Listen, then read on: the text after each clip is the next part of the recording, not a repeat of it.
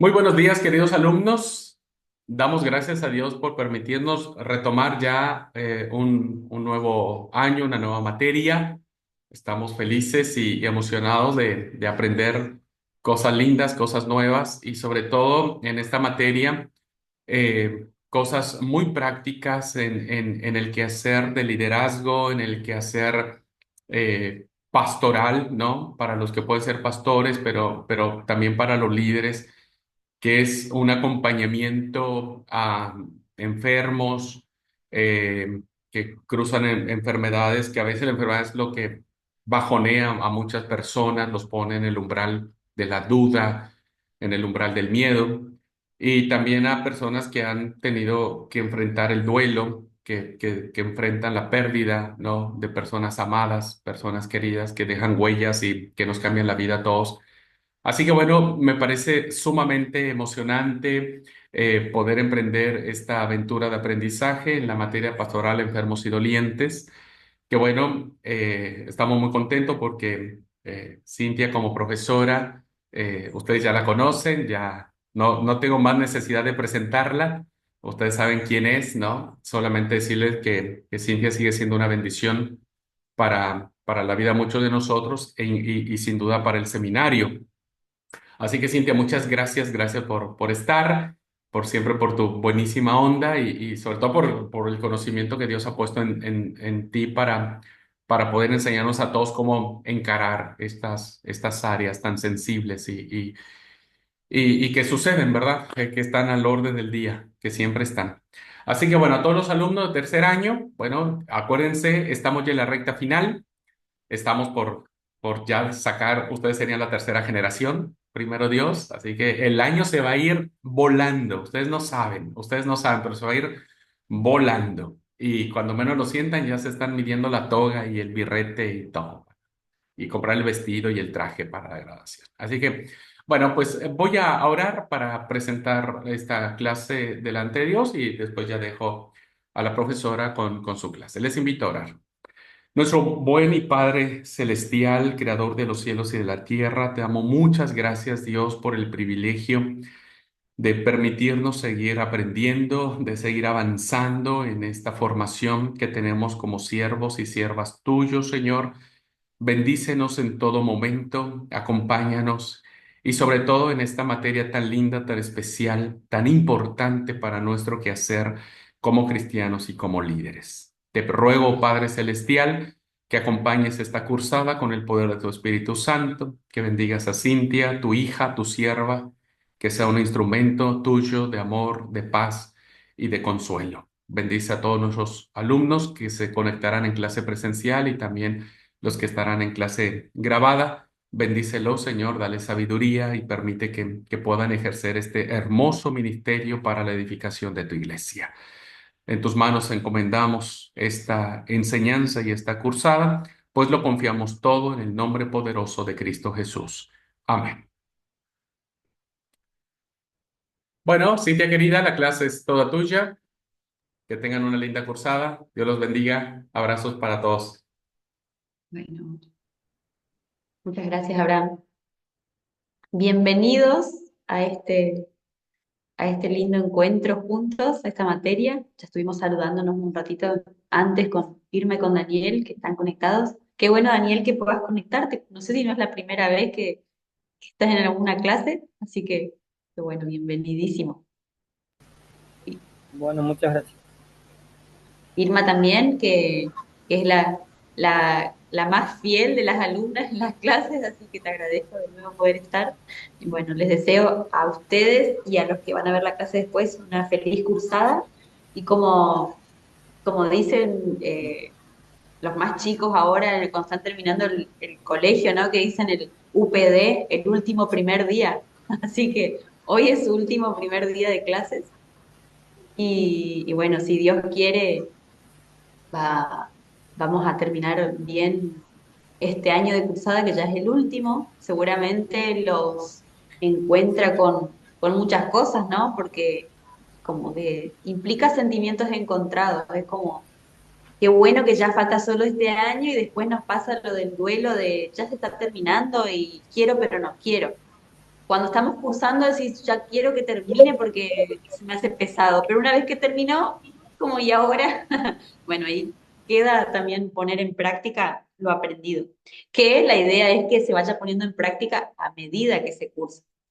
Y con respecto a esta materia puntualmente, como ya bien saben que es pastoral a enfermos y dolientes, es una materia, como se suele decir, correlativa, es decir, que todo lo que nosotros vimos en consejería cristiana tiene que ver con lo que vamos a ver acá. Es decir, que lo aprendido en consejería cristiana vamos a darlo por sabido.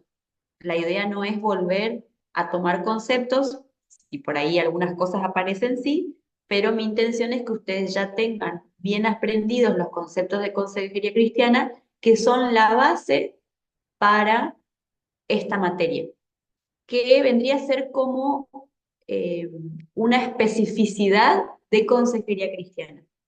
¿Por qué? Porque dentro de la consejería nosotros nos vamos a dar cuenta, como ustedes bien sabían en esta materia anterior, como que hay infinidad de lugares, de situaciones, de casos a donde uno puede ejercer ese rol como consejero, ¿no es cierto? Teníamos la familia, con niños, con grupos, con ancianos, con problemas de adicción, etcétera. Hay un montón de cosas. Una de estas eh, áreas del trabajo del consejero cristiano es la pastoral, digamos, es con enfermos y con dolientes. Como bien decía Abraham, todas estas personas que cursan enfermedades, el darse cuenta de que algo está pasando, después la llegada de un diagnóstico, ni hablar si son enfermedades crónicas o enfermedades terminales. También tiene que ver con el acompañamiento a la familia del enfermo, eso también lo vamos a ver, y ni hablar de esto de los dolientes cuando la persona atraviesa una pérdida. Como bien habíamos visto en Consejería Cristiana, el duelo no es solamente la pérdida de alguien que muere. Las pérdidas, los duelos se dan por infinidad de casos, por eso se dice dolientes.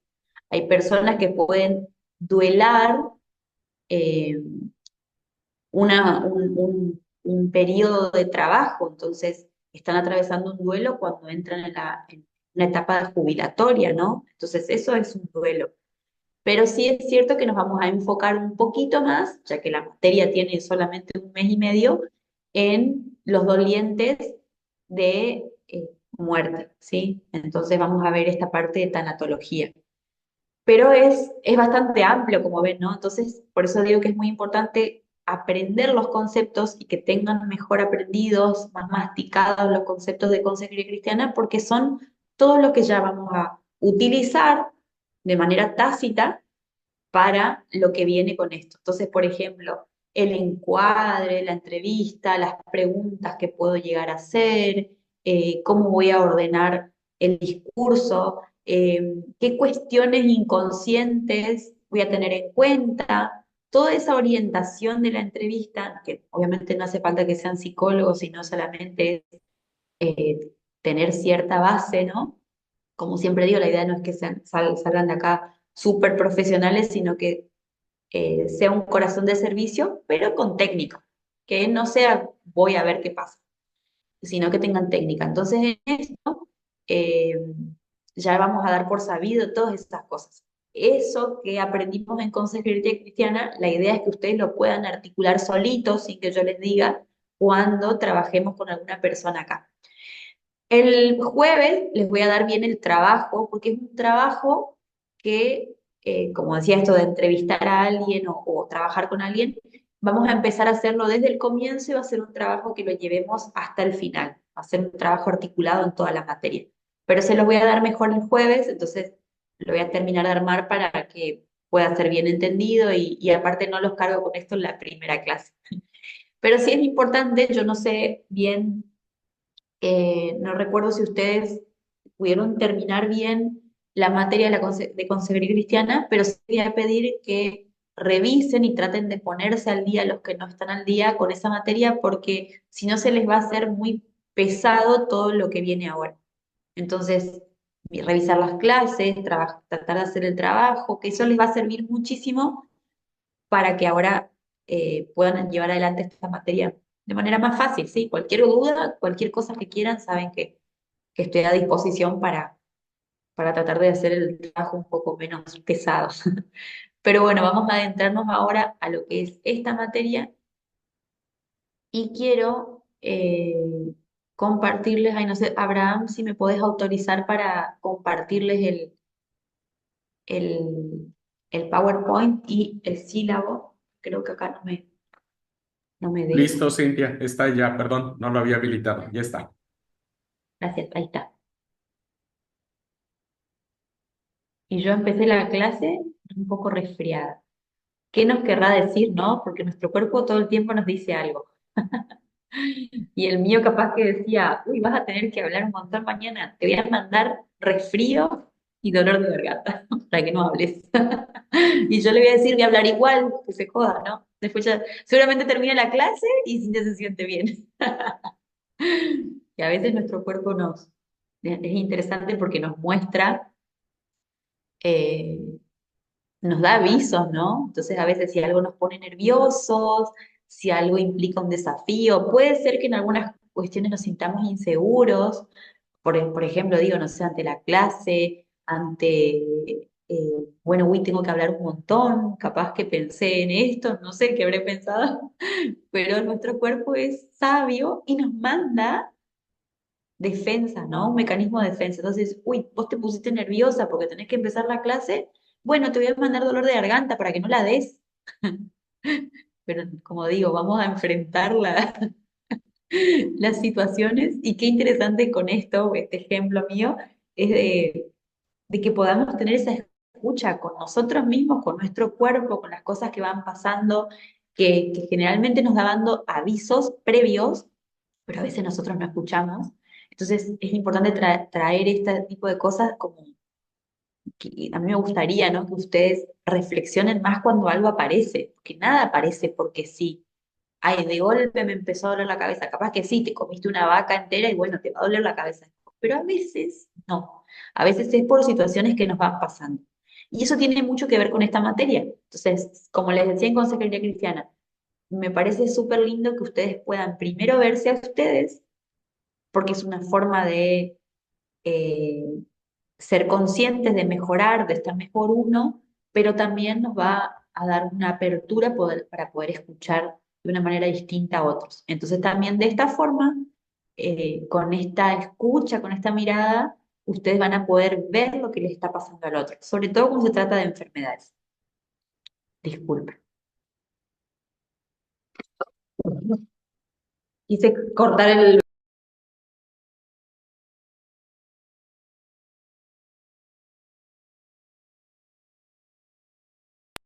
quise cortar el audio y corté el video para sonarme en la nariz. Era al revés, pero bueno, acá estamos en confianza. Bueno, les quiero mostrar el sílabo. Como bien saben, esta materia, acá hay un error enfermos y dolientes. Bueno, ahí está, después se los voy a pasar. Como bien saben, esta materia va desde el 3 de marzo, hoy, hasta el 11 de abril. Tenemos un mes y medio. Vamos a ver cuál es el propósito general de esta materia para que ustedes vayan poniéndose en sintonía con lo que queremos lograr de este curso. La idea es que ustedes acá, cuando vayamos leyendo el propósito, los objetivos, vayan haciéndose la idea del perfil que ustedes deben tener eh, como egresados de esta materia, digamos.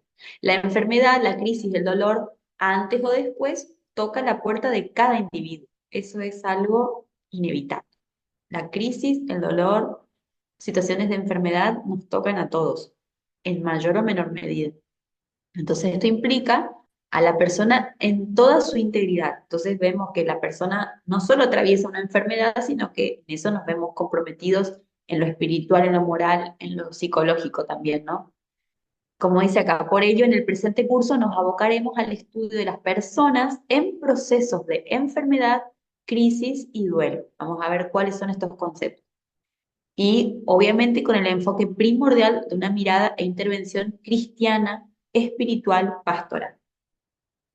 Se estudiarán conceptos y estudios de casos. Me gusta mucho lo del estudio de casos porque de esta manera uno puede tener más eh, bajada de la teoría, no es todo como muy teórico, sino que lo vemos en casos concretos. Por eso mi intención es que ustedes vayan practicando con una persona casi desde el comienzo. Como así también aplicaciones prácticas para el trabajo de estas problemáticas desde una perspectiva personal y como comunidad cristiana. Eso vamos a ir viendo. Asimismo, nos detendremos a evaluarnos a nosotros mismos como siervos y acompañantes en esta situación, lo que les decía hace un ratito. ¿Cuál es el objetivo de cómo deberíamos ser nosotros en este curso? Personas humanas, evangelizadoras, que hacen presente con palabras y acciones los gestos y las palabras de Jesús misericordioso, infundiendo consuelo y esperanza a las personas que sufren. Y para el final del curso, el alumno estará en condiciones de, acá quiero que ustedes traten de decir, a ver, yo voy a lograr aprender las bases bíblicas del acompañamiento a enfermos y dolientes, entender que cada necesidad humana es un campo de misión cristiana, y eso es muy interesante porque cualquier situación es un canal para llevar a la persona a Cristo, para llevarnos incluso. Aprender que ante la enfermedad como doliente nos puede ayudar a tomar conciencia, ay, perdón, aprender que ante la enfermedad como doliente nos puede ayudar a tomar conciencia de nuestra debilidad, de nuestras propias limitaciones y del saber que nuestro camino en la tierra es pasajero, de ponernos ante una realidad que a veces olvidamos, que es difícil como vamos a ver como seres humanos darnos cuenta de que tenemos una finitud. Es como que en la teoría sabemos un montón, ¿no? Que nos vamos a morir, que las personas mueren, pero cuando nos llega el momento concreto es como que ese sentido de la eternidad no nos deja realmente ser conscientes a pleno y no sufrir tanto ante la muerte. Estudiar situaciones y problemáticas personales y familiares que se presentan en los individuos, familia e iglesia de hoy. Estudiar las necesidades, sus características, técnicas y diversos tipos de acompañamiento a los que sufren. Y entender a la pastoral de enfermos y dolientes en su relación con la iglesia, el Espíritu Santo y los dones espirituales. Y por último, realizar una autoevaluación de virtudes y debilidades mediante técnicas específicas. ¿Qué vamos a ver específicamente en el curso? Hoy vamos a empezar con esto. El acompañamiento de la pastoral con enfermos y dolientes va a ser esta primera la introducción, digamos, la primera parte, una pequeña reseña histórica, conceptos de salud, de enfermedad y qué quiere decir acompañamiento específicamente desde la pastoral a enfermos y dolientes. En la segunda vamos a ver la teoría de Erik Erikson, que son las etapas del desarrollo psicosocial y su aplicación. Vamos a ver casos, vamos a ver con ejemplos. En la tercera parte vamos a ver lo que significa trauma, el duelo, un poco ya vimos en Consejería Cristiana, vamos a verlo un poquito más acá, qué es el trauma, qué es el estrés postraumático, el trauma colectivo, qué es el duelo, las fases, tipos y mitos también que aparecen dentro del duelo. Perdón.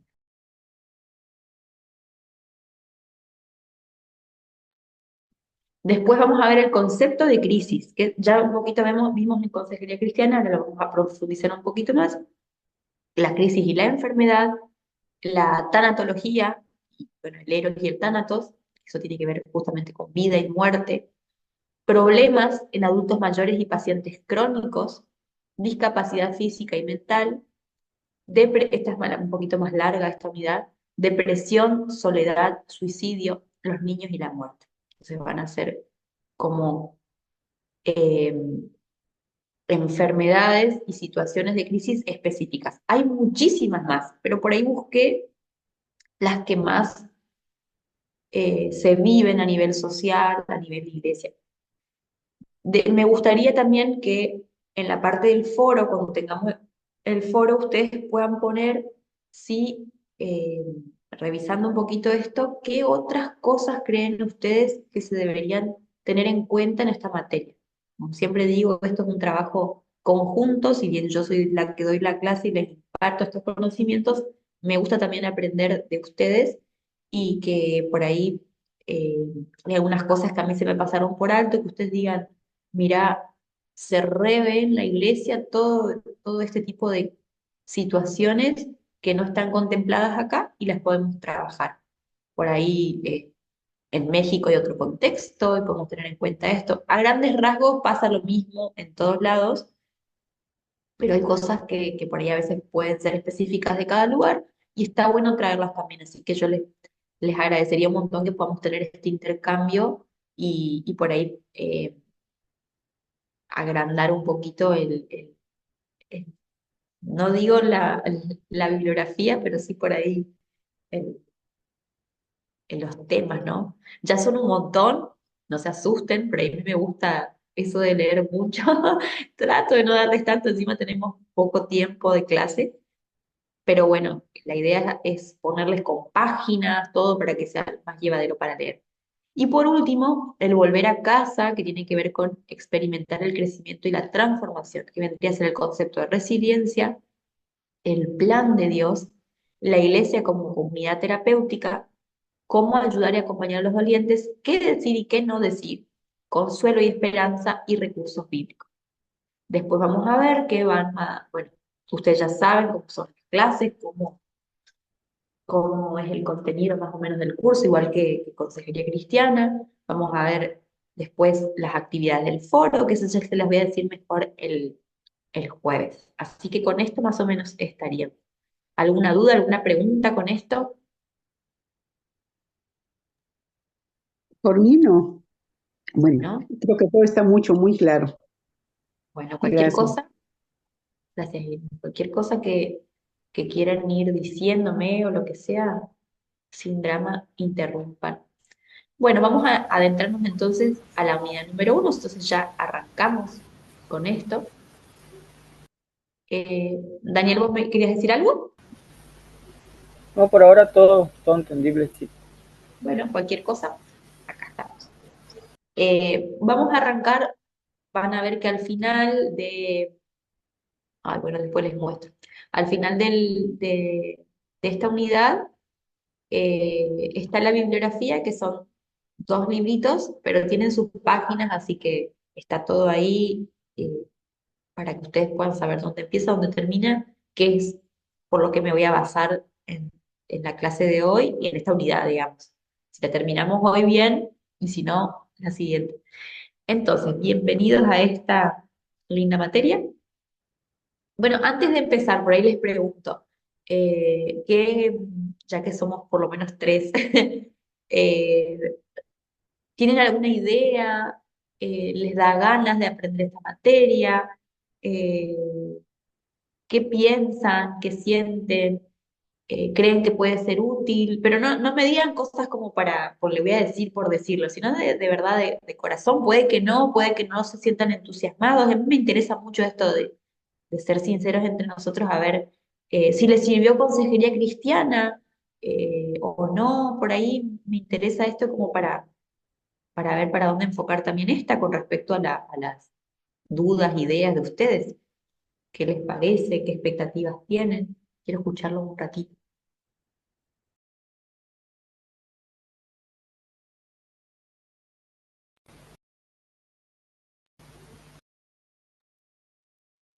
Permiso.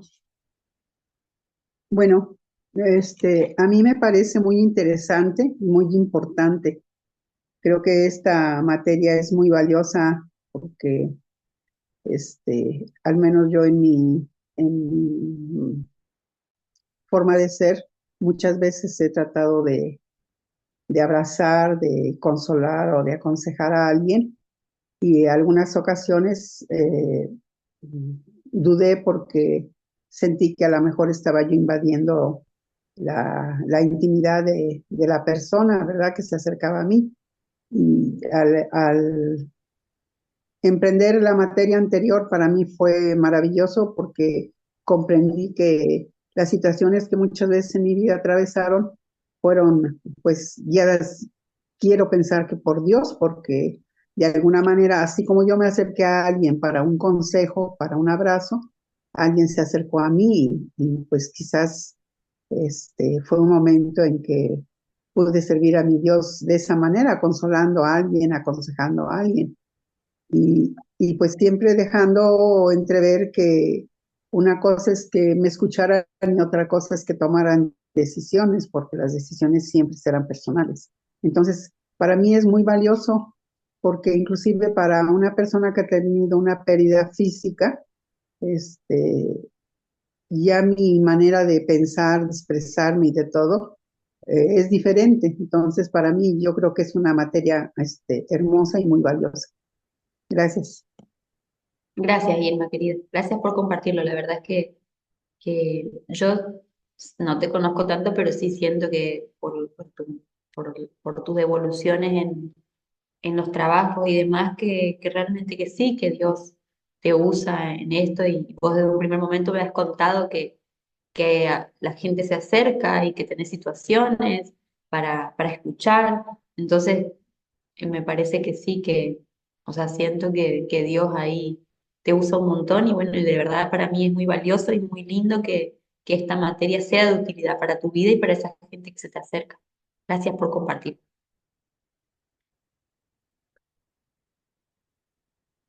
Daniel, ¿vos querés compartir? ¿Querés decirme qué expectativas tenés? Si no querés, no.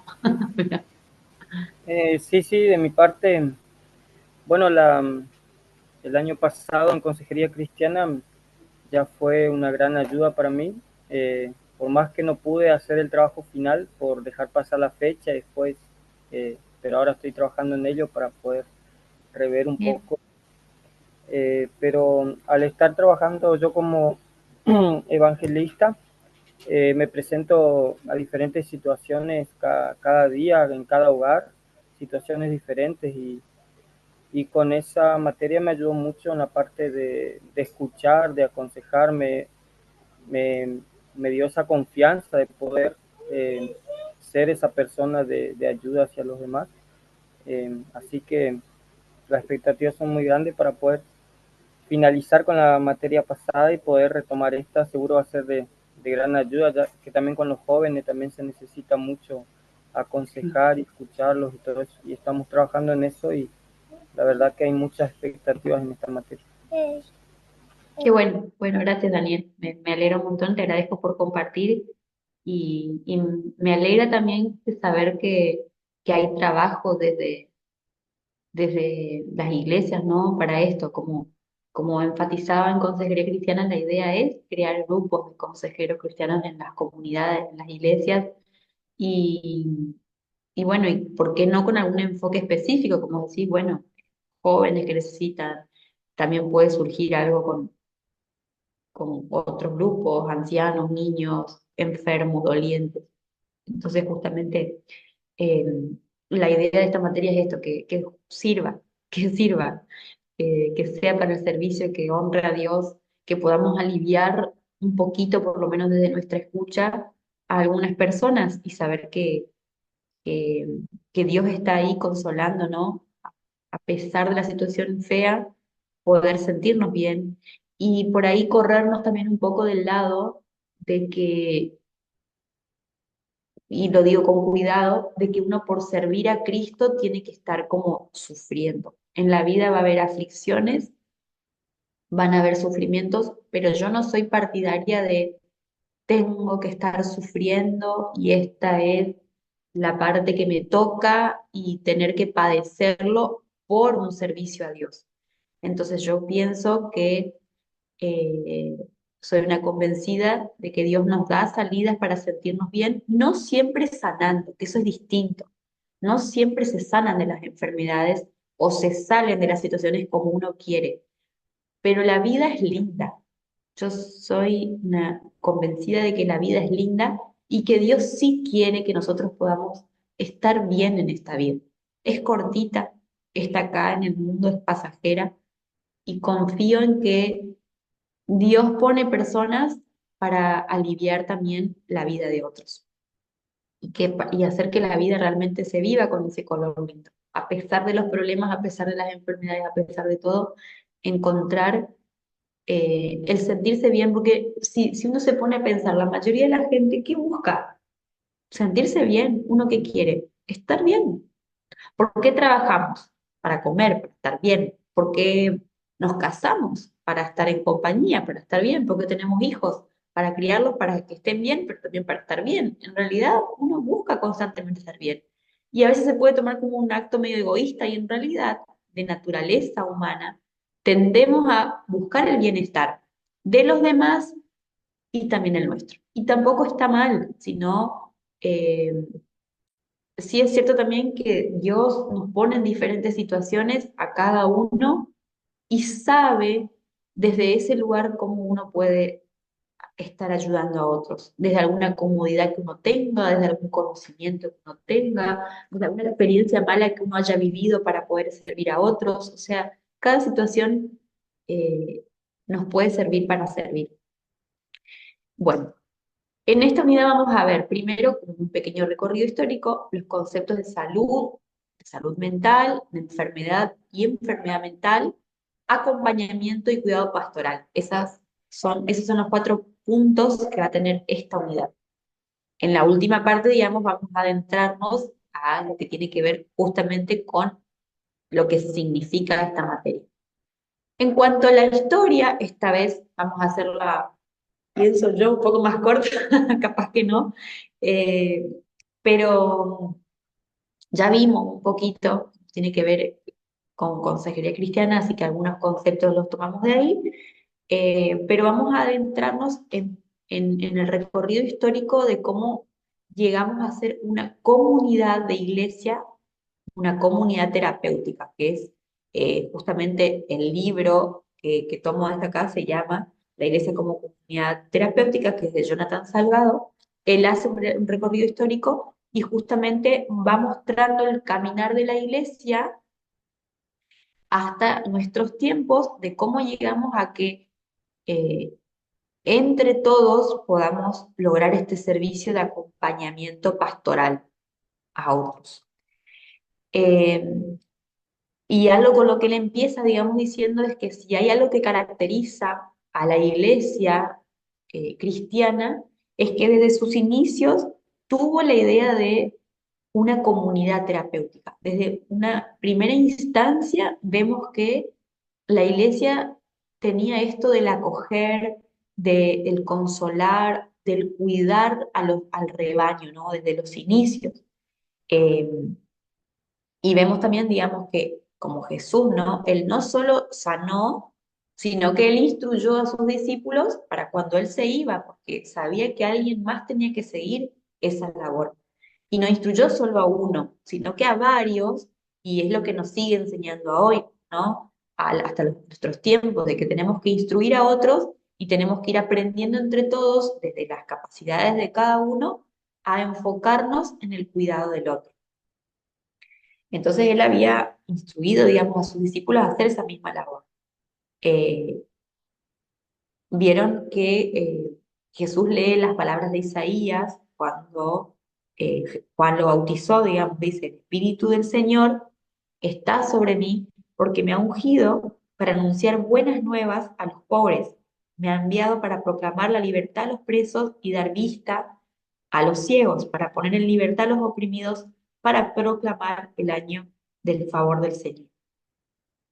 Y vieron que él después dijo, hoy se cumple esta escritura en presencia de ustedes. Entonces, ese fue como el momento de apertura, el momento inicial del ministerio de Jesús. Es como que da inicio a su misión, ¿no es cierto?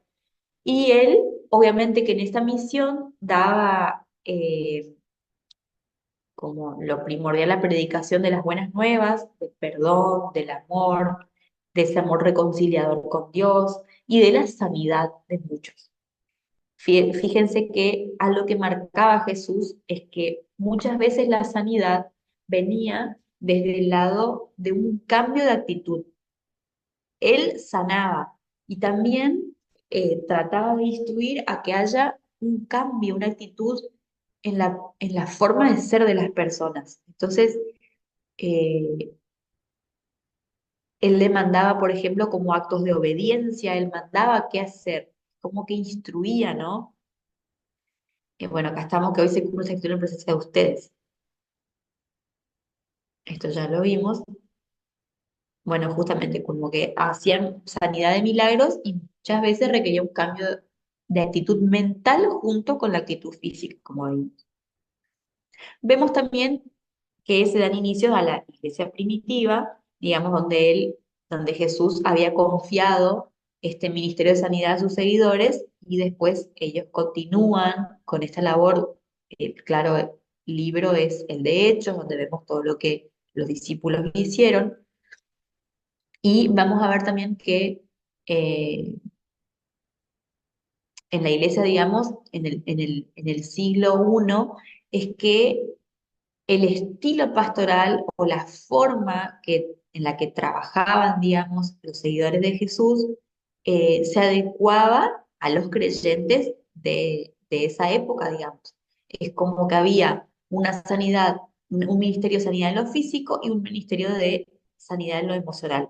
¿Qué diferencia hay con hoy en ese sentido? Ninguna, porque seguimos viendo que los problemas se siguen repitiendo. Hay otras cosas, pero la Biblia nos va diciendo, por más de que no profundiza en muchas situaciones, nos va mostrando de que siempre se trabaja sobre lo mismo. Pero había una diferencia de que ellos dividían como la sanidad en cuanto a lo físico y la sanidad en cuanto a lo emocional. Entonces, los enfermos eran ministrados por diáconos, quienes a su vez exhortaban a los miembros a orar por los que estaban enfermos. Y vamos ahí el claro ejemplo de Santiago, que dice, ¿está afligido alguno entre ustedes? Que ore. Alguno, ¿está alguno de buen ánimo? Que cante alabanza. ¿Está enfermo alguno de ustedes? Haga llamar a los ancianos de la iglesia para que oren por él y lo unjan con aceite en el nombre del Señor. La oración de fe sanará al enfermo y el Señor lo levantará. Y si ha pecado, su pecado se le perdonará. Por eso confiésense unos a otros sus pecados y oren por los otros para que sean sanados. La oración del justo es poderosa y eficaz. Y como que ya nos llamaba desde ese momento y llamaba a las personas de la época a que hagan este trabajo unos por otros. Siempre se vio de que el trabajo no era individual. Por eso sabemos que el pastor no puede hacer todo hoy en día y pone diferentes ministerios, los cuales administra, los cuales lidera, pero es necesario que haya diferentes personas trabajando en diferentes áreas. Eso ya lo sabemos, digamos, ¿no?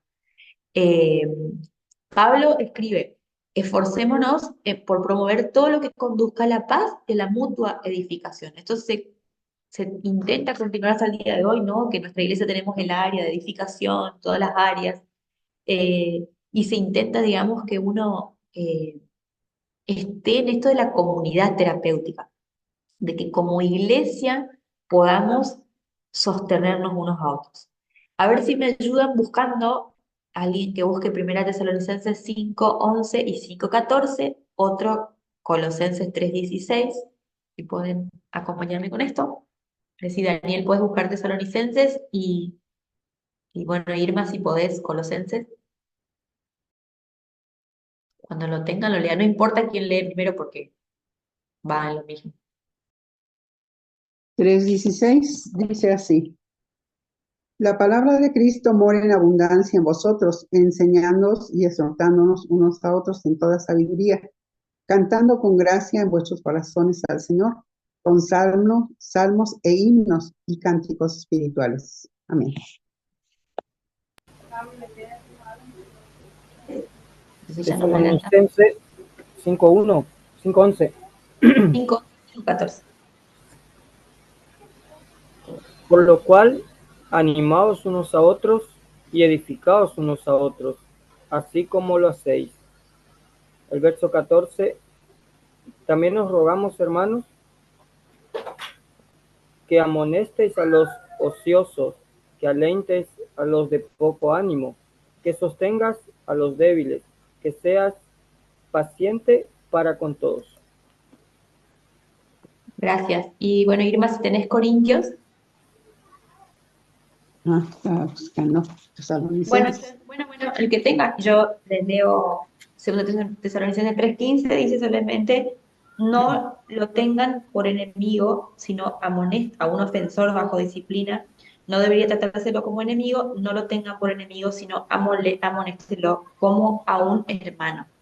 Interesante que nos llama también a exhortar, a retar en el sentido a los demás, pero con amor y dentro de esta atmósfera de, como dice, de ayuda espiritual. Si Primera no, Corintios Sí, 14, 14 el que tenga, y si no lo leo yo. bueno, 3, 4 dice, 3, 4. pero, pero el que profetiza habla a los hombres para edificación, exhortación y consolación. El que habla en lengua extraña a sí mismo se edifica, pero el que profetiza edifica a la iglesia. Claro, vieron qué importante porque, gracias, porque enfatiza esto, digamos, sacando de lado en la profundidad que podemos entrar con lo de la profecía y hablar en lenguas, no, me quedo con esto de que enfatiza que una tiene mejor resultado que otra. O sea, porque buscamos la edificación de la iglesia, buscamos que haya esto de la comunidad, del tratarse uno con otros, de poder estar en armonía y, como decimos, esa atmósfera de ayuda espiritual y dirección mutua. Entonces, desde entrada vemos que esto lo remarca la iglesia primitiva, digamos, de poder estar en comunión unos con otros, que uno pueda estar en sintonía con lo que le pasa al otro. Una vez, hace poco, un hermano en la iglesia dijo que tenía como sentimientos encontrados a veces, porque decía, hay veces que uno ve la alegría del otro, pero uno no se siente bien. Entonces, eh, tendría que adoptar esa alegría de lo que el otro está viviendo como algo alegre, ser alegres con la alegría del otro.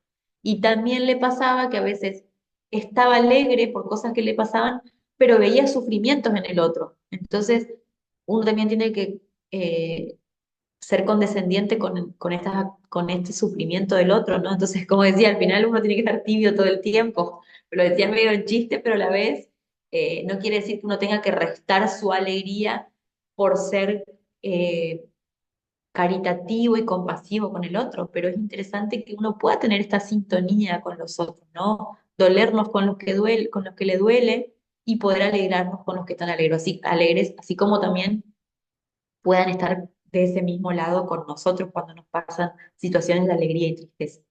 Después vemos que aparece el legalismo, ¿no? Es como algo que de entrada estuvo en la iglesia, que continúa hasta nuestros días, digamos, que ese énfasis que tenía la iglesia por la sanidad, por el sentirse bien, por el obrar del poder de Dios en cuanto a milagros de sanidad justamente, fue un poco obstaculizado a finales del segundo siglo, perdón, y principios del tercero, que hasta la Edad Media, digamos, es como que tuvo mucha influencia porque empezó a ver esto de que había que poner trabas. Entonces aparecieron las tendencias legalistas, es decir, tenemos que, para conseguir el favor de Dios, hay que hacer esto, no hay que hacer esto. Entonces, como que hicieron de cierta manera claudicar o poner trabas, por decirlo de una manera, al poder de Dios. Entonces, el poder de Dios va a obrar si no pasan estas cosas o si pasan estas cosas. Y aparecen los famosos sacramentos, ¿no? Entonces el legalismo estaba como muy preocupado, digamos, en cumplir ciertas normas más que por los sentimientos y el dolor de las personas, ¿no? Entonces había como una barrera en esta labor terapéutica. Eh, es como que, y más se ve esto en la Iglesia Católica, ¿no? De que el cristiano no puede entrar al cielo, no puede estar con Dios, no puede tener vida eterna sin permiso de la iglesia. Entonces ahí es donde aparecen los sacramentos. que la idea era mantener el orden de la gente, ¿no? Entonces, por ejemplo, aparecía esto del sacramento de la penitencia, el hecho de pagar por el muerto, ¿no? Que hoy por ahí ya se desacostumbró un poco, pero sí tuvo mucho fervor esta idea en algunos años, eh, en las que, bueno, para que el muerto pueda tener lugar en el cielo, digamos, teníamos que pagar una multa o pagar cierta penitencia, ¿no? Para cierto monto de plata para que pueda ser aceptado por Dios. Obviamente vemos que son cosas creadas por los hombres, pero que fueron influyendo mucho en lo que es hasta el día de hoy, ¿no? Vemos que hay un montón de legalismo en todo esto. Y ahí es donde aparece Lutero, Calvino, con, con la, con la disciplina protestante, donde eh, vemos que aparece justamente la famosa reforma, ¿no? Entonces, ellos cuestionaron esto, insistieron en que, en que había que tomar en cuenta la conducta de las personas y también que aparecía la comunión real con Dios, ¿no? Que todos estos sacramentos, que todas estas normas, estos legalismos, no hacían a la relación con Dios y tampoco servía para transformar a las personas, ¿no? Entonces ellos tuvieron como un ministerio más personal, es como que se volvió al trabajo con la gente. La pastoral fue a consolar enfermos, trataban los problemas de las personas y trabajaban por carta y a modo personal también. Y fueron los llamados primeros, por decirlo así, los primeros consejeros. Eh, entonces es como que había como un cuidado personal de las personas que estaban muriendo, eh, había como más cuidado, había más empatía, ¿no? Como que se pusieron del lado de la persona sufriente. Y bueno, después con la colonia en Plymouth aparece también la figura de William Brewster, eh, donde esta persona, digamos, había dejado una marca como líder, porque justamente él atendió a muchos enfermos, a los desahuciados, él estuvo en una compañía muy cercana, tenía un singular don de la oración, decían, tanto pública como privada, y él es como que podía trabajar con las personas con el corazón quebrantado, acercarlas a Dios, entonces como que fue una persona muy destacada en esto del trabajo cercano con la gente. Eh, pero también tiene la otra parte de que nosotros siempre traemos problemas como seres humanos, entonces eh, tanta preocupación por el prójimo, dice el autor, que trajo que las personas empiecen a acusarse unas a otras, ¿no? Entonces empezaron a ver quién hacía bien, quién hacía mal, quién hacía bien, quién hacía mal. Entonces empezaron a enjuiciarse unos a otros, ¿no? A decir qué conductas estaban buenas, qué conductas eran buenas, qué conductas eran malas, aprobadas o no aprobadas por Dios. Es como que el legalismo continuaba, pero ya esta vez no era solamente desde el liderazgo, sino que las personas directamente, la comunidad empezaba a enjuiciarse. Después vemos en este caminar, bueno, ahí le decían como una cacería de brujas, ¿no? Veían quién estaba mal, y quién estaba bien, quién estaba mal, y bueno, ahí empezaban como a cuestionarse unos a otros. Y empieza justamente a dividirse también la iglesia. Después vemos en todo este caminar que aparece la influencia de Freud, y vemos que hubo un gran impacto con la influencia de él a finales del siglo XIX. Y bueno, como bien sabemos de Freud, él era médico judío, que después se apartó lastimosamente de la iglesia, de la religión.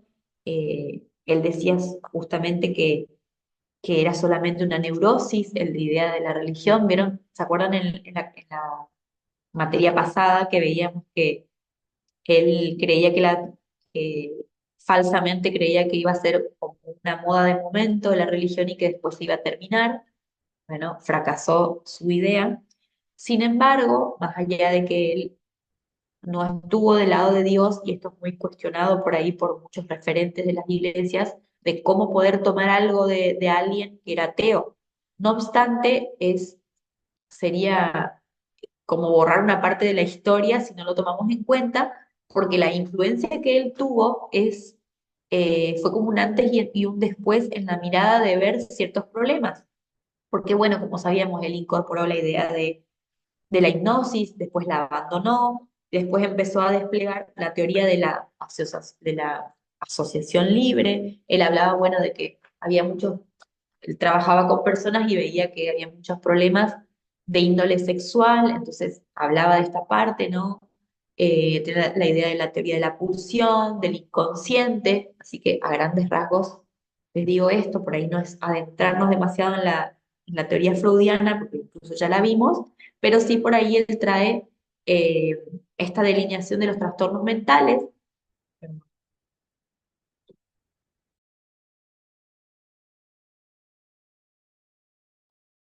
Si bien estos fueron cambiando, los conceptos fueron cambiando, es como que nos da la idea de las estructuras de la personalidad que hasta el día de hoy las tomamos, y bueno, introduce su teoría que es el psicoanálisis, donde en un primer momento, como les digo, empezó con la hipnosis, pero después tomó lo que es la asociación libre, que hoy en día se utiliza todavía en psicoanálisis. Que la asociación libre quiere decir que la persona pueda tratar de hablar de lo que se le venga a la mente sin ninguna restricción, sin ningún prejuicio, sin ningún juicio de valor a lo que está pensando y que pueda hablar. Y de esa manera se van asociando justamente libremente situaciones de la vida pasada que muchas veces tienen su origen o sea, tienen su índole sexual, su origen sexual, muchas veces no. Y también hizo eh, dio pie, digamos, a esto de la interpretación de los sueños, es decir, que los sueños tienen un tinte inconsciente, donde justamente cuando uno duerme, donde el inconsciente se libera y podemos soñar cuanta pavada se nos venga a la cabeza, pero él lo asociaba con algo de la índole del trauma, ¿no? Entonces, justamente el traer el sueño a la sesión puede ayudar a que la persona pueda entender, desplegar otras situaciones de su vida para poder resolver conflictos. Entonces, la influencia de Freud fue importante porque justamente dio un vuelco a la mirada de las situaciones, porque empezó a traer la dimensión de lo inconsciente, que es lo que hasta el día de hoy nosotros tenemos en cuenta. Aparecen también las figuras de Adler y Jung, que Adler y Jung, digamos, fueron eh, discípulos de Freud, pero que después hicieron también su propia teoría, expandieron los conceptos de Freud. Adler hablaba de que hay un deseo de, aparte de lo inconsciente, que la persona estaba movida no solo por instintos sexuales, sino también por un deseo de poder y satisfacción personal. Y Jung habla de que el ser humano tiene un anhelo por lo trascendente. Entonces él incorpora la dimensión de lo espiritual. Él lo que va a trabajar es que dice que si bien no habla del Dios como el Dios que nosotros conocemos, él habla de un Dios con minúscula, que él como que eh, no separa la dimensión trascendente de nuestro Dios de un Dios de lo inconsciente, que es como las ideas que uno se va armando de ese ser trascendental. Él no separa esto, pero sí es cierto que habla de que ya hay una dimensión que escapa al ser humano. Entonces eso es lo que nosotros también tomamos acá de Jung, digamos. Pueden leer con mayor profundidad en el texto, que la idea es por ahí que ustedes puedan profundizar un poco también y leer un poco más, pero yo a grandes rasgos le quiero dar esta introducción de, de lo que es la materia y sobre todo de la reseña histórica. Aparece una figura también importante que es Víctor Frank, que Víctor Frank habla de la teoría del sentido, él hace una teoría que es la logoterapia. Él va a decir que a diferencia de todos estos y estas ideas de que las personas buscan en la pulsión sexual satisfacer todas las necesidades, por más de que sea inconsciente, él dice que somos controlados por la búsqueda del sentido.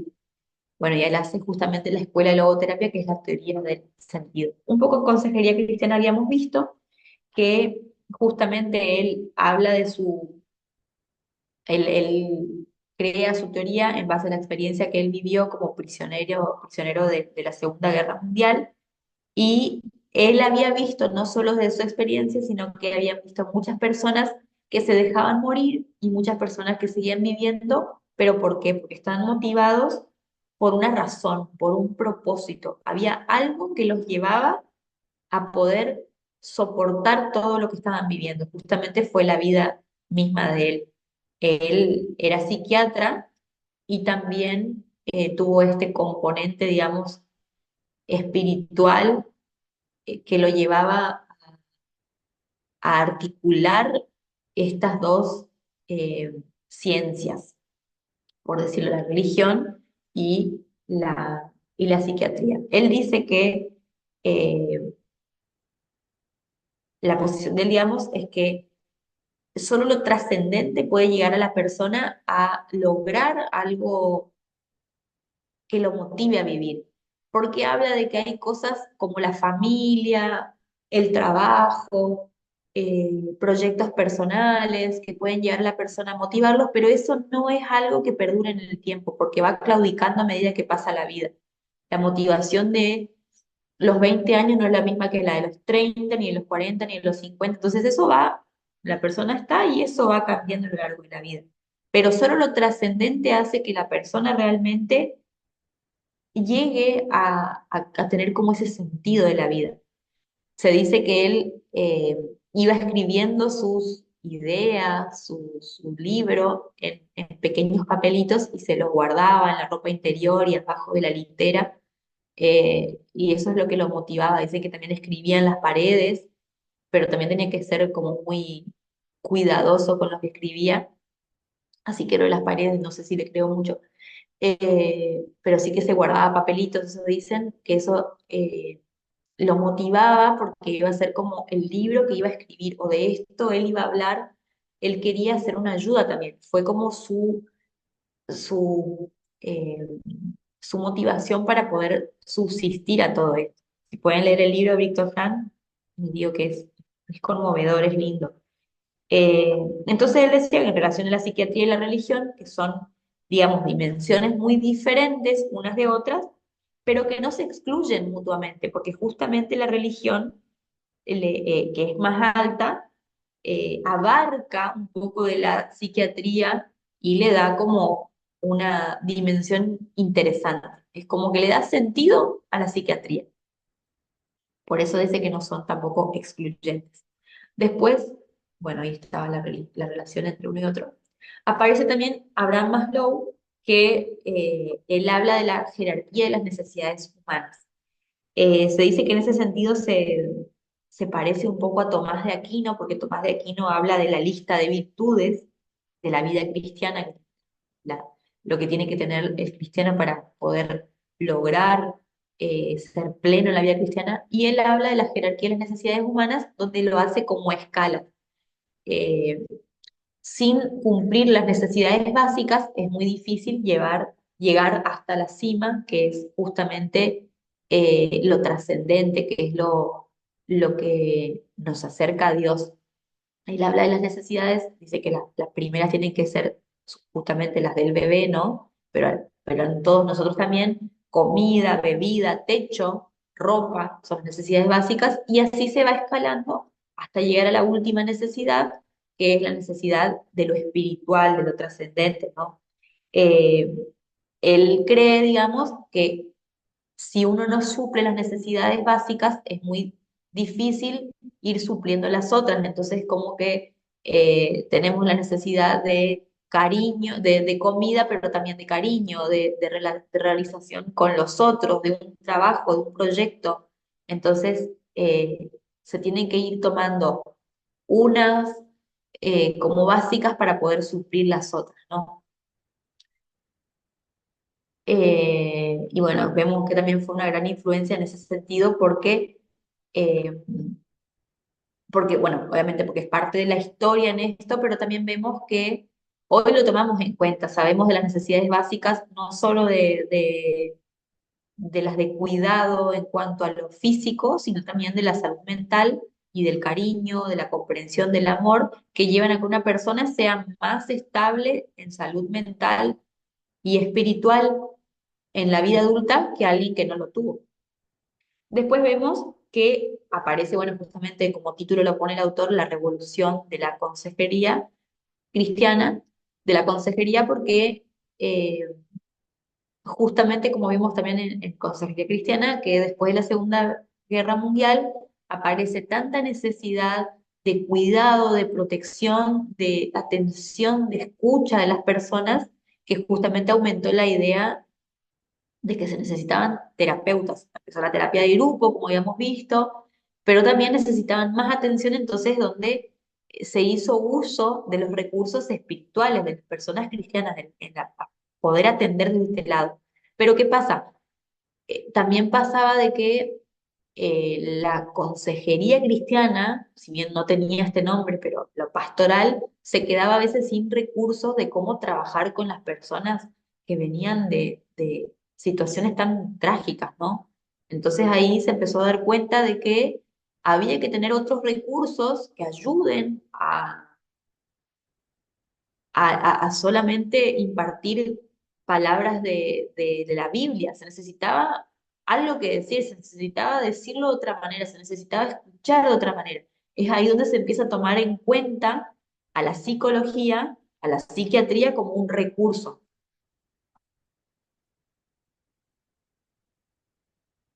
Aparece, bueno, justamente la idea de las psicoterapias breves, y bueno, como que la iglesia poco a poco se fue dando cuenta de que no solo bastaban buenos consejos, como les decía, y énfasis en preceptos morales, sino que había que lidiar con con los problemas emocionales de las personas. Algo más había que hacer.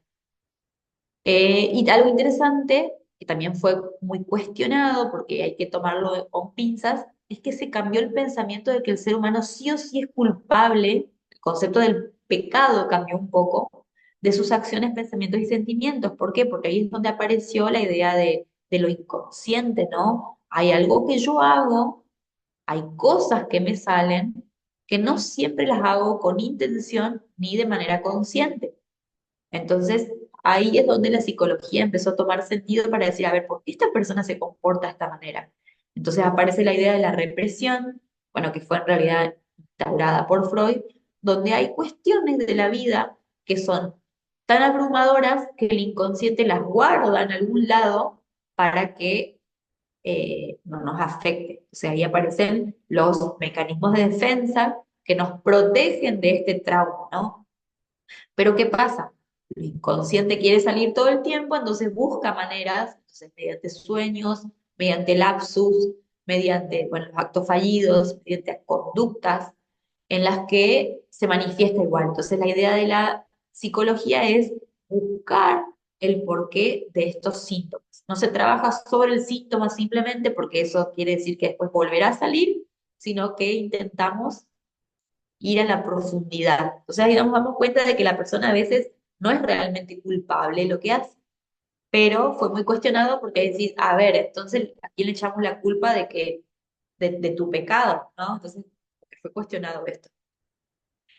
Y por último, aparece la teología pastoral, digamos, bueno, no por último, pero casi por último, donde empieza a haber más se empiezan a ver más estudios sobre psicología pastoral, empieza a haber más interés por querer aprender, aparecen los seminarios, cursos, libros. Entonces, donde el estudio de la psicología pastoral se empieza a introducir en América Latina, y eso se da más o menos hace unos 40 años, no es tanto, ¿no? Capaz un poquito más, porque el libro ya es un poquito más viejo. A ver, ¿de cuándo es este libro? Pero bueno, más o menos estamos ahí, y sí, 2004. Ya tenemos un poquito más de años. Pero no hace más de 60 años que empieza como a introducirse esto, ¿no? De la idea de psicología pastoral. Como vimos en en consejería cristiana, fue también muy cuestionado, sigue siendo cuestionado, pero siempre lo tomamos como un recurso de la pastoral, siempre es un recurso. Entonces vemos acá que había figuras como Daniel Scipiani, Enrique Juan, Jorge Maldonado, Jorge León, que con sus libros trajeron muchos aportes a esto. Entonces empezó a haber una idea más amplia de la persona, ¿no? A ver, esta persona no es solo esto que nos muestra, hay mucho más allá, está lo espiritual, está lo emocional, está lo conductual, está lo físico. Es por eso que se empezó a tener un poquito más de importancia, a darle un poquito más de importancia a la persona de un modo integral, ¿no? Y es ahí como hasta nuestros días llegamos a que se empiezan a impartir justamente estos seminarios, estos cursos, y se empieza a trabajar como la idea de una comunidad terapéutica. Hasta aquí el desarrollo de la teología pastoral y este recorrido histórico. ¿Alguna duda, alguna pregunta?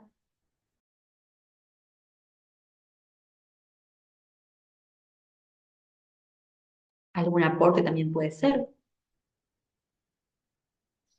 Más o menos ya Mm, lo que veníamos trabajando, ¿no? sí, creo que este breve recorrido, pues también trae algo eh, de lo que vimos anteriormente, ¿verdad? Y es bueno porque, como usted decía, este, leímos, tratamos de aprender, trabajamos un poco en tareas, pero pues ahí se quedó, ¿verdad? Y ahorita pues hay que retomarlo para poder empaparnos nuevamente y estar más alertas a lo que viene. Fue como Bueno, una ayuda a memoria.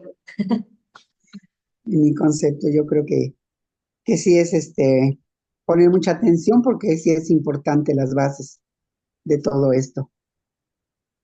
Gracias, Irma. Sí, fue por un poquito de lo que ya vimos, pero sí es cierto que el enfoque de esta materia tiene esto de la comunidad terapéutica, de esforzarnos en la idea de que, o sea, de entender de que nosotros necesitamos sí o sí somos seres sociales, necesitamos de los otros, y si los otros están, también nos necesitan. Por eso es que la iglesia tiene que tener esta idea de comprensión, de compasión. Es como que todavía nos cuesta erradicar la idea de que somos personas dolientes. Vamos a la iglesia con un montón de carencias, con un montón de cosas malas y con dolor, y por eso vamos a la iglesia, si no, ¿para qué vamos a ir, digamos?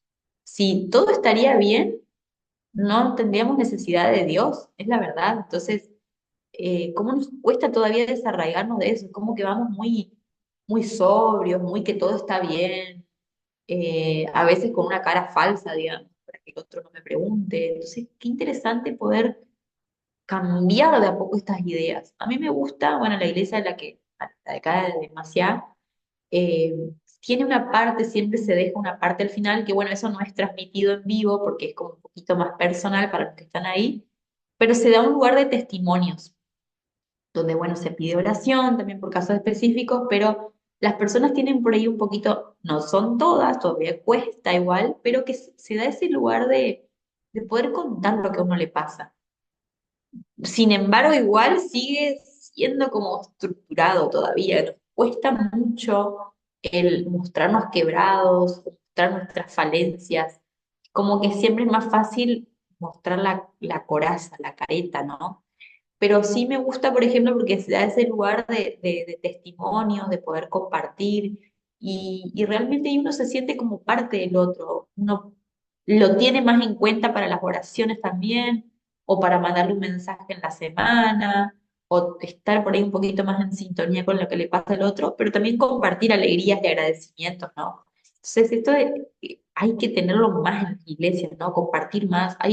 La iglesia se volvió como más fría, veo yo, como en algunas cosas, ¿no? Por un lado tenemos tanta dimensión de todas estas cosas que pasan y de lo importante que es estar unos con otros, pero por otro lado nos volvemos más fríos, más reticentes, más individualistas, y es como que por seguir un protocolo, una liturgia, una forma de iglesia, se perdió no sé, lo veo por ejemplo en iglesias un poco más grandes, en nuestra iglesia, de que ya no se da ese espacio para los testimonios ni que la gente hable porque se va la hora y porque se desordena. ¿Y por qué no se puede desordenar a veces? ¿Por qué no se puede? Si realmente esto es lo que nos va a edificar y nos va a acercar a Dios, ¿por qué hay que seguir sí o sí una estructura tan estructurada, valga la redundancia, eh, para qué? ¿Para cumplir qué? Entonces, está bueno cuestionar algunas cosas. Y si no se da dentro de la iglesia, bueno, empezar a hacer pequeños grupos, eh, hablar un poco más cercano, ¿no? Compartir. sobre todo con los jóvenes, ¿no? Es como que cuando hay adultos que van a impartir algo, es como que lo ven como el adulto, el pastor, este que va. Y sin embargo, ese adulto, ese pastor vivió las mismas sensaciones que un adolescente en otra época, con cosas distintas, pero en cuanto a lo emocional, en cuanto al descubrimiento del cuerpo, en cuanto a las sensaciones que tienen, también lo vivió. Entonces, qué importante bajarse a las realidades de los otros. Pero bueno, me voy de tema. Me voy de tema, pero no, porque también tiene que ver con esto. Eh, la OMS, como yo siempre les digo, es como muy, siempre la cuestioné, bueno, ahora en Argentina es como que se la descartó, lo cual a mí me parece bien. Sin embargo, tiene un concepto, más allá de que puede ser cuestionada esta Organización Mundial de la Salud, tiene el concepto de salud que en ese sentido de salud y de enfermedad que sí acompaño porque tiene como fundamentos científicos y que no escapa tampoco de nuestra concepción como Biblia, digamos. Entonces, por eso por ahí la traigo, porque me parece oportuno. Entonces dice que la salud es un estado de completo bienestar físico, mental y social, y no solamente la ausencia de afecciones o enfermedades. Como nosotros vamos a poder ver en este tiempo, que uno esté, eh, que uno no esté enfermo, no siempre es sinónimo de estar sano. Eso es interesante. Parece un trabalengua, pero es la verdad. Entonces, la salud acá lo que nos está diciendo es que es una confluencia de varias cosas. No es solamente eh, estar sano físicamente, sino que nosotros tenemos que estar en sintonía con los demás, tener buenas relaciones sociales, sentirnos bien espiritualmente, emocionalmente y físicamente. Eso es un estado de salud. ¿Lo logramos por completo todo el tiempo? Obvio que no. Es ahí donde aparece el concepto de enfermedad. Cuando hay algunos de estos conceptos que faltan, una de estas áreas que falta, ya podemos considerar que hay cierto estado de enfermedad. Pero no se considera como así, por decir, bueno, yo estoy triste, estás enfermo. No es tan así, ¿no? Pero sí es cierto que si hay situaciones que perduran en el tiempo, pueden considerarse dentro de la enfermedad. Entonces es interesante porque bueno, como dice acá, la salud es una afirmación del sentir y querer una vida digna en pro de su bienestar y de los demás, según un concepto un poco más bueno, del libro cristiano, ¿no? Y vemos que esto es, el sentirse bien es un derecho, nosotros lo vemos como sociedad como un derecho, y, y, y hasta de manera personal como obligación para poder convivir bien, para tener un bienestar, un crecimiento personal, necesitamos obviamente estar sanos. Pero la idea es que nuestra sanidad no sea solamente nuestra egoísta, sino que vamos a poder sentirnos plenos cuando también vemos que los demás están bien. ¿Se logra al 100%? No. Tampoco podemos permitir que eh, querer ilusoriamente lograr que todo el mundo esté bien para poder sentirnos bien, porque es imposible, entonces nunca vamos a estar bien. Pero sí es cierto que buena parte de nuestra salud depende de que los nuestros también puedan estar bien o no. Es un trabajo difícil, pero no imposible de poder lograr sentirnos bien a pesar de los dolores, dolores en todo sentido. ¿Por qué? Porque si nosotros también vamos a estar mal, como nosotros están mal, tampoco vamos a servir. ¿Se entiende? Eh, Ahora, lo interesante es que el concepto de salud también es algo que es cultural y es de algún tiempo específico. En este tiempo consideramos que es esto. En otros tiempos, en otra cultura, se creía que la salud era otra cosa, por ejemplo, solo lo físico, no se contemplaba lo emocional ni lo espiritual. Hoy vemos que el concepto de salud en un estado amplio es contemplar todo este bienestar. Veremos si en unos años cambia. Ahora, lo interesante es que, como refiere el libro, en contraposición con el mundo, el acompañamiento pastoral proclama una salud que anuncia la muerte y la resurrección del Señor como única y verdadera salud. Es como que a nivel eh, social es como solamente este concepto de la OMS, pero nosotros entendemos que vamos a estar realmente sanos al 100%. La sanidad, la salud va a estar en darnos cuenta de que el único camino es Cristo, porque si no tenemos a Cristo y tenemos salud física, emocional, espiritual, porque lo espiritual no siempre es espiritual con Cristo, pero si tenemos todo eso, creemos que va a haber una salud completa y en realidad no. La faltante va a ser tener a Dios en el corazón y esa es como nuestra misión de salud. Entonces, no estar enfermo, como ya hemos dicho, no es sinónimo de estar sano. Y la salud mental es algo también interesante porque no hay un concepto específicamente que define a la salud mental, sino que a veces aparecen algunos conceptos en contraposición de otros, ¿no es cierto? Entonces sabemos que esto es una cosa porque está la ausencia de otra. Cuando no hay desequilibrio emocional y conductual, y bueno, y espiritual también podemos decir que se logra cierta salud mental. Justamente la diferencia con la locura es que hay una incapacidad en este equilibrio. Entonces, más o menos el término tiene que ver con conceptos justamente, bueno, ideológicos, no es una construcción. La salud mental es más bien una práctica, una pragmática, es una forma de vivir, de trabajar, es una forma de relacionarse.